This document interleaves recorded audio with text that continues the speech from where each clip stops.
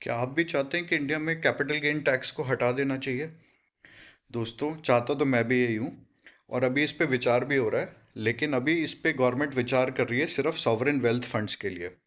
देखिए, pre budget consultations में एक प्रपोजल आया एक्सपर्ट्स के द्वारा कि जो सॉवरेन वेल्थ फंड्स हैं, जिसके अंदर पेंशन फंड्स और एंडोमेंट फंड्स हैं, उनके लिए ये कैपिटल गेन टैक्स में एग्जम्पशन देना चाहिए, शॉर्ट टर्म और लॉन्ग टर्म दोनों के लिए। और गवर्नमेंट इसको पॉजिटिवली कंसीडर कर रही है।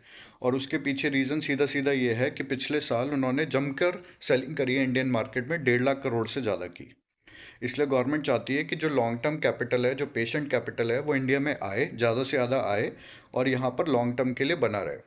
क्योंकि इन फंड्स को वैसे ही अपने होम कंट्रीज़ में कोई टैक्स नहीं लगता, और अगर इंडिया में भी कोई टैक्स नहीं लगेगा उनके गेंस के ऊपर, तो उनके लिए इंडिया एक बहुत अट्रैक्टिव डेस्टिनेशन हो जाएगा, जिससे हमारे स्टॉक मार्केट को सपोर्ट मिलेगा और यहाँ पर भी स्टॉक मार्केट में रफ्तार आएगी, जो कि पिछले 1 साल से मिसिंग है। देखिए, चाहता तो मैं ये हूँ कि ये सारे इन्वेस्टर्स के लिए हो, क्योंकि पिछले 1 साल में लोगों ने रिटर्न नहीं बनाया है, काफ़ी लोगों के पोर्टफोलियो रेड में है अभी भी। और इससे एक इक्विटी कल्चर को भी बढ़ावा मिलेगा अगर आप long term capital gain tax को हटा देते हो और शॉर्ट टर्म वाले को कम कर देते हो। और लोगों को ये सिग्नल भी मिलेगा कि लॉन्ग टर्म में इन्वेस्टेड रहना है। आपके हिसाब से कितना कैपिटल गेन टैक्स होना चाहिए, बताइए कमेंट्स में।